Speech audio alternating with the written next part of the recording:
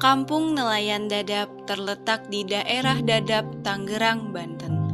Kampung nelayan ini berseberangan dengan kawasan elit, yaitu Pantai Indah Kapuk. Garis Laut Dadap terhubung dengan wilayah Jakarta Utara, yakni Laut Muara Karang. Dari laut inilah mereka memperoleh nafkah untuk menghidupi keluarga. Mayoritas mata pencaharian warga Kampung Dadap adalah nelayan. Tinggal di perairan laut, kegiatan sehari-hari warga Kampung Dadap didukung oleh transportasi air berupa perahu. Perahu-perahu biasanya terparkir di pelataran rumah mereka. Selain sebagai alat transportasi, perahu-perahu juga digunakan oleh warga Kampung Dadap untuk mencari nafkah. Mereka mencari ikan dengan cara tradisional seperti menggunakan jaring. Selain mencari ikan, para nelayan juga mendapatkan kepiting untuk dijual. Salah satu nelayan yang telah tinggal lama di Kampung Dadap adalah Bapak Dul Syahri.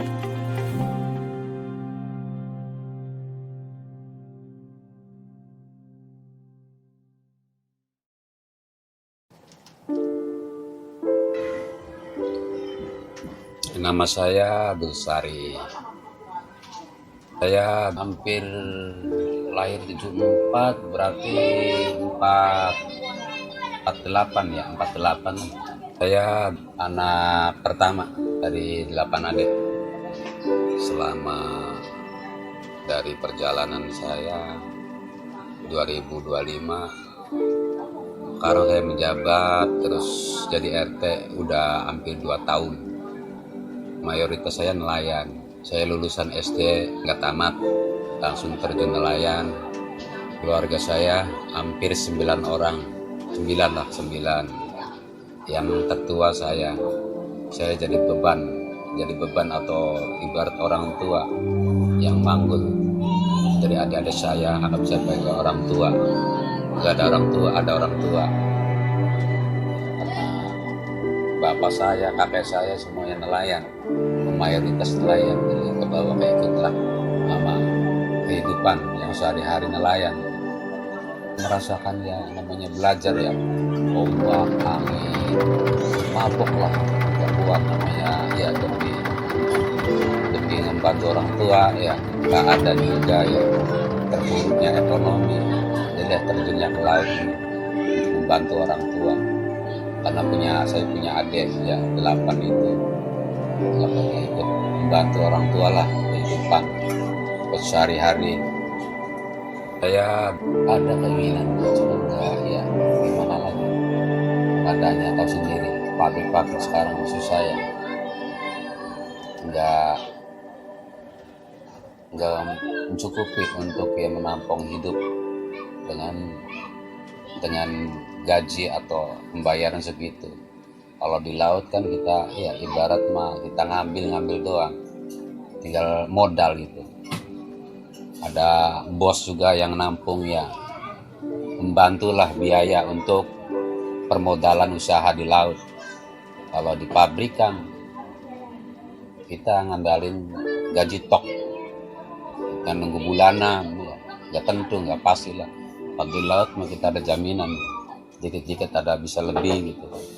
Kadang-kadang keluar dapur, tergantung sih kita lihat situasi atau cuaca. Sekarang cuaca lagi nggak pasti ya. Kalau cuacanya mengizinkan mah bisa jauh, bisa Pulau Untung Jawa, Pulau Air, Pulau Dama, Pulau Nyamuk, jauh sih.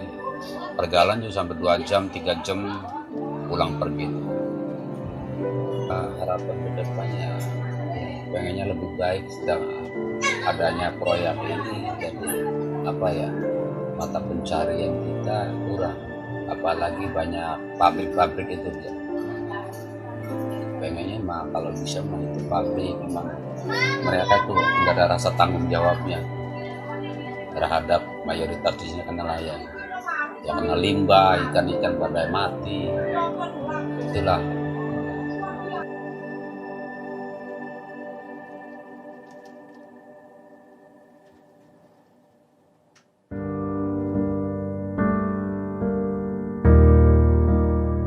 Dalam kesehariannya, Bapak Dul Syahri menjalani profesi sebagai nelayan dengan penuh harapan dan tidak merasa cukup untuk terus belajar. Mengingat profesi sebagai nelayan adalah pekerjaan yang mulia serta potensi perikanan di Indonesia yang cukup melimpah.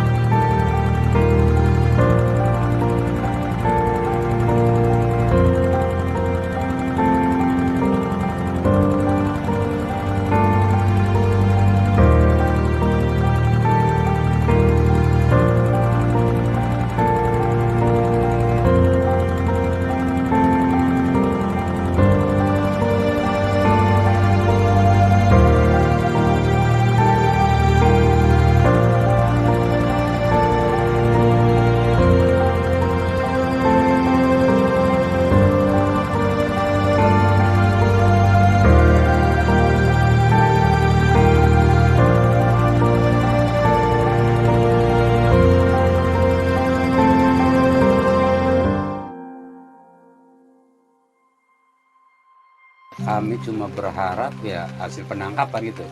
Itu mah bilangnya bukan hak ya, namanya mencari usaha di laut itu. Dapat nggak dapat ya kita harus bersyukur gitu.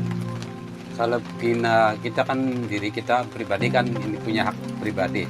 Cuma kalau punya BK kita bagi 4, tergantung penghasilan itu. Dengan penghasilan kita apa yang kita tangkap, hasilnya berapa, terus kita anak buahnya ABK-nya berapa, CP-nya kita bagi rata, bagi hasil. Kayak hujan, badai, itu resiko udah bilangnya udah biasa lah. Nelayan udah menghadapi ombak, angin atau hujan begini. Pekerjaan pasti ada ya. Tantangan yang paling itu mah udah kewajiban atau udah lumrah lah. Ya kalau lagi hasil ya alhamdulillah. Ya begini kalau nggak hasil itu tadi ya sendiri ya. Kadang-kadang dapat, buat makan juga kadang-kadang utang. Ya namanya kadang-kadang barang di laut yang nggak kelihatan ya. Kadang-kadang banyak, nyampe 300 atau 400.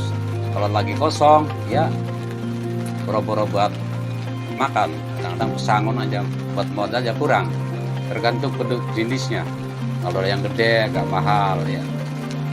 Apa misalnya kepiting rajungan, kalau yang gede bisa nyampe 70, itu pun yang hidup. Kalau yang mati itu mah direbus sampai 40, 60. Nggak pasti kalau nelayan, nggak pasti.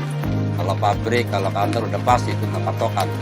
Namanya barang di laut ya, tidak ada kepastian. Tergantung kalau kita punya anak-anak buah atau ABK ya, itu kan ABK kan. Dengan nominal apa yang kita dapat, kita tulis pakai nota penghasilan berapa, terus pembuang buat pesangon berapa gitu.